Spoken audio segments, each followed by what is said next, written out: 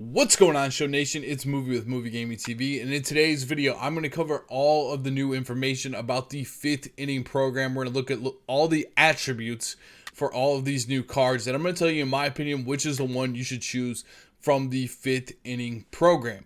So we have 3 new bosses. We're going to get into that first. I will cover some other information as well about the 5th inning program and the new event later on in the video. Before we get into the video, guys, make sure you guys smash the like button. I would appreciate that. If we get to 1,000 likes on this video, I would be really happy with that. If you guys are new, make sure that you guys subscribe and hit the notification bell so you never miss an upload. There are multiple uploads per week on this channel, and it's all MLB The Show. So if you love MLB The Show, make sure you hit that subscribe button, notification bell. If you guys ever want to see me stream live on Twitch, I stream live on Twitch almost every single night for multiple hours. I'm always playing ranked seasons. A great way to learn about the game and find out more information about the game and kind of get like the pulse of the community will be in my Twitch channel, and you guys can always follow me on Twitter at MovieGamingTV. So usually in these videos, I kind of start with the past information, and then we go along the program slowly until we get to the bosses. And this time around, I'll do the quick gameplay stuff, but I would like to get into these bosses ASAP and cover them in the beginning of the video, and then I will talk about some of the other stuff that's important.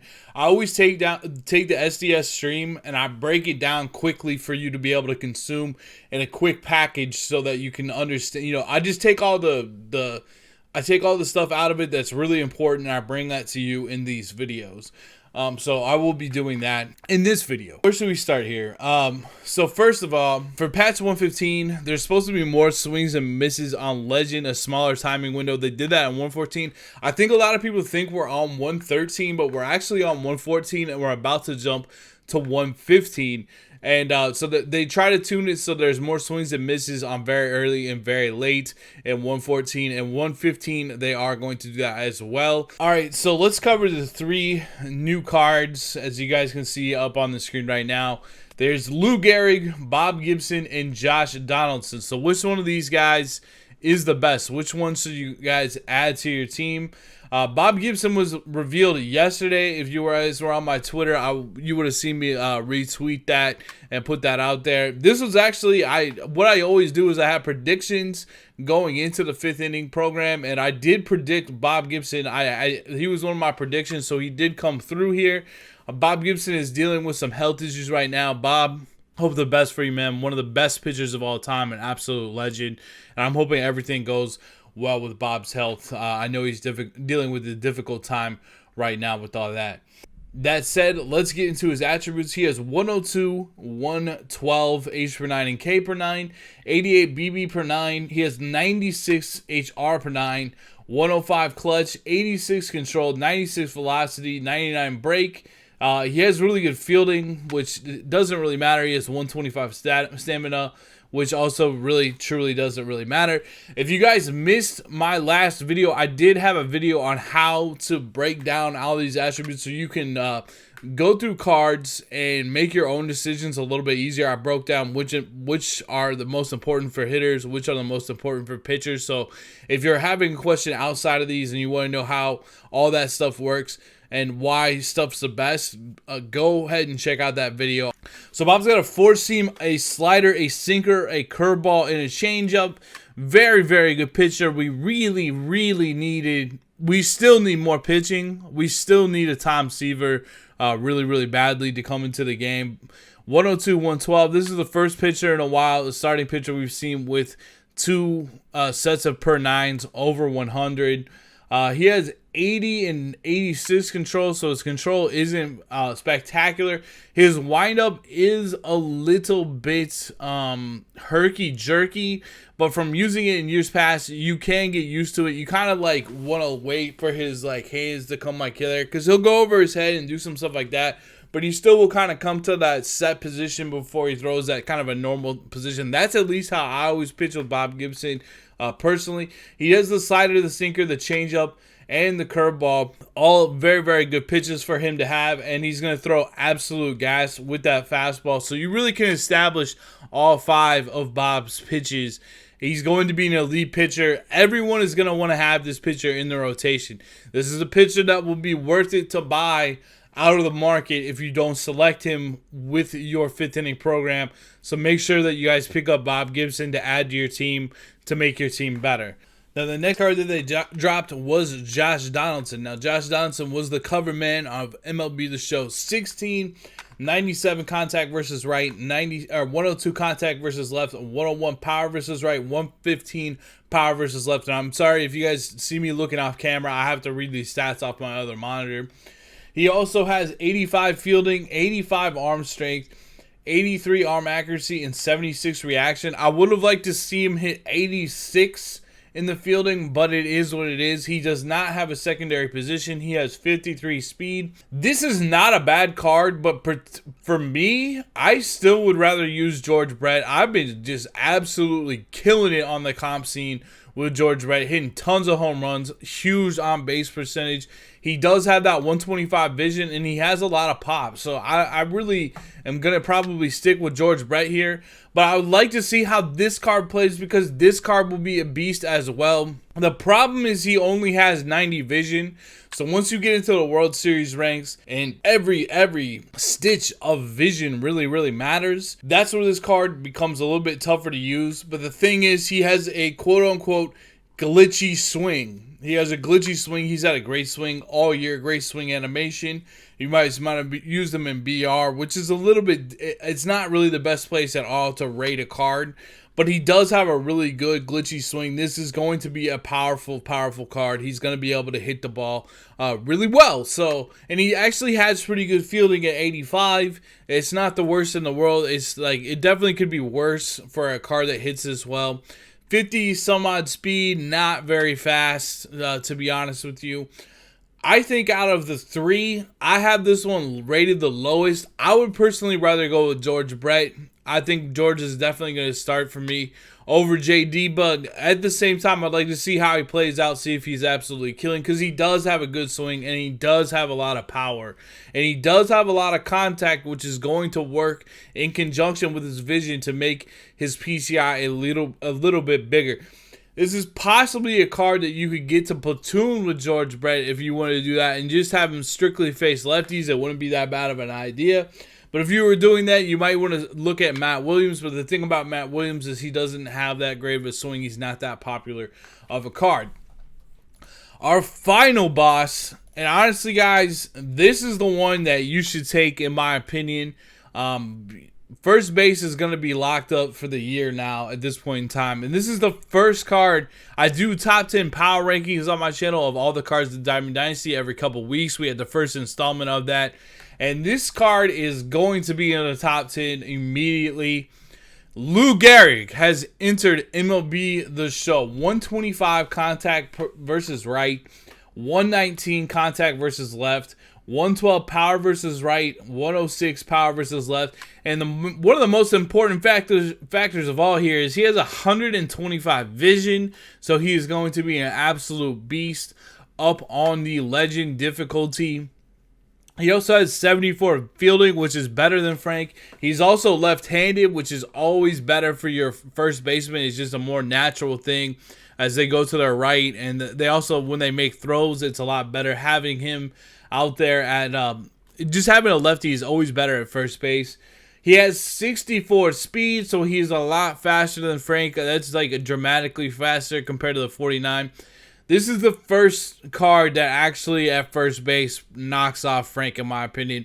He doesn't quite have as much power as Frank, but Frank definitely can move to the bench. Now, if you don't want to get this card and you want to just hold on to Frank, I'm not going to have too much of an argument with you just because Frank has such great power, especially 125 versus lefties. But I think this card is going to be able to hold it down. You don't need to platoon this card. You just run this card out there. Let him use his defense to help out your team. He's going to be an absolute beast. I wish he had a little bit more power, but it just, I have a lot of power with the card like George Brett, who doesn't have a lot of power but does have that 125 vision. I think he's going to be an absolute beast. This is the card I recommend that you guys take. I would take this card. I would buy Bob Gibson out of the market, and then I just wouldn't really pick up the Josh Donaldson until we kind of, as the community, see how glitchy he is. If he's an absolute beast, you know, maybe we roll with him. But for now, I would stick with something like George Brett. This also kind of makes all of the first baseman cards in the game irrelevant, to be honest with you. Like, you know, there's a first baseman that I'm going to show you here in a second. Like, there's a new Willie Stargell coming to the game. I honestly think he's irrelevant. You know, you're just going to want to go with Lou Gehrig and Frank Thomas, and that's going to be the people on your roster that you're going to use at first base, at least if you're trying to be competitive. You know, if you're trying to have fun and build different teams, that's a different story. I'm speaking strictly from a competitive standpoint. Lou Gehrig and Frank Thomas are going to be the only first baseman you probably will need for the rest of the year, unless we see something like Babe Ruth getting a secondary position of first base. And Lou Gehrig only has the position of first base. He does not have a secondary. So we got some other new cards. We got a new Edgar Martinez. I'm not really high on this card just because he doesn't have the defense, and you got to play him at third. I would still rather play George Brett. It's very much like Rogers Hornsby at third, to be honest with you, but Hornsby is a lot better. But Edgar's cool as can be. I mean, Edgar's really, really cool. One of the cooler cards to see him come back around. And also Lee Smith, 98, 120, 81 BB per 9. Throws absolute gas. Wouldn't be too bad of a reliever to have in your pin. And the way that you're going to get those cards is very, very similar to the All-Star event. There's going to be, you know, we get the 4 vouchers, we put them in. It's just going to be called the Hall of Fame event. The way that they're doing it this time is you got to use like Hall of Fame players or silver players, basically, is from what I understand, to use them in that event. And we'll get the 4 vouchers, the 4 vouchers, the 4 vouchers. A very exact same structure as the All-Star event. And then you can get Lee Smith and Edgar Martinez. I find this to be worth it to do just because you do get some extra subs. You can sell these cards in the market. But the thing is, I don't think these cards will be going as high as Omar Vizquel. I think he was a much better reward than these 2 cards. I don't expect these cards to go for a lot. Maybe Edgar like 15K. I don't know, man. He's just not, since we don't have a DH in Diamond Dynasty, it's really not worth it to put him out in the field with that low of fielding. You might even have to play him at first base, and like I said, with Lou Gehrig and Frank Thomas, he kind of just is not going to be in there.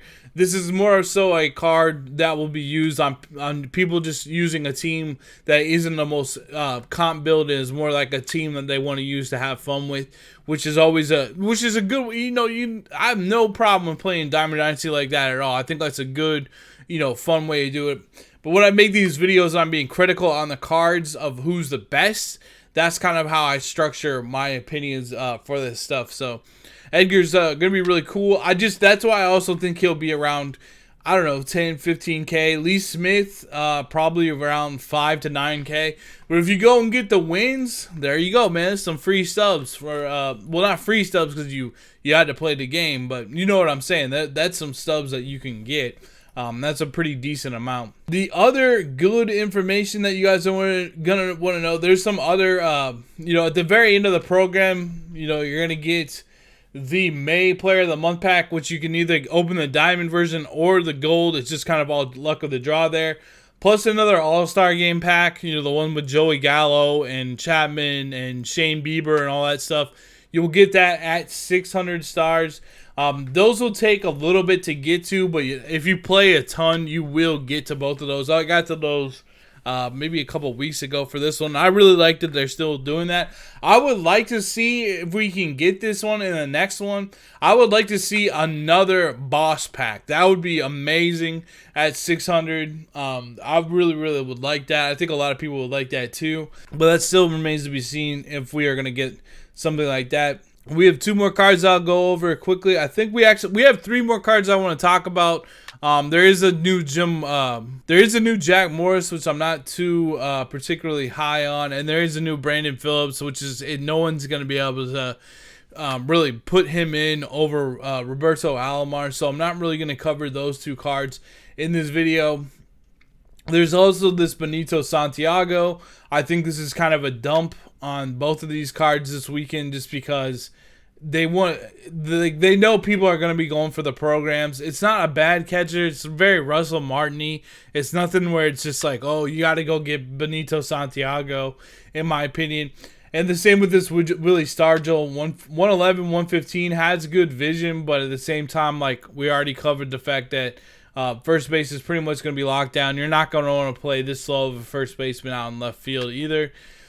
The last card that we have to get to is there's a new Garrett Anderson, 111, 109, has lower power, has 111 vision, doesn't have that great of fielding, doesn't have that great of speed. This is one of the cards that you're going to be able to pick up. I think it's from 100 program stars. So I probably would pick up this one, but I'm just going to sell that card anyway, to be honest with you. He doesn't really have that great of fielding or speed. He has pretty good hitting, but he just doesn't have the fielding or speed to really... I think there's better options out there than that. But it is noteworthy because I don't think I've ever seen Garrett Anderson, to my knowledge, in Diamond Dynasty before. So that is the video for you guys. I hope you guys enjoyed the video. Make sure you guys hit the like button if you guys haven't already. Make sure you guys subscribe, hit the notification bell. Come follow me on Twitter at MovieGamingTV. Come catch a stream sometime.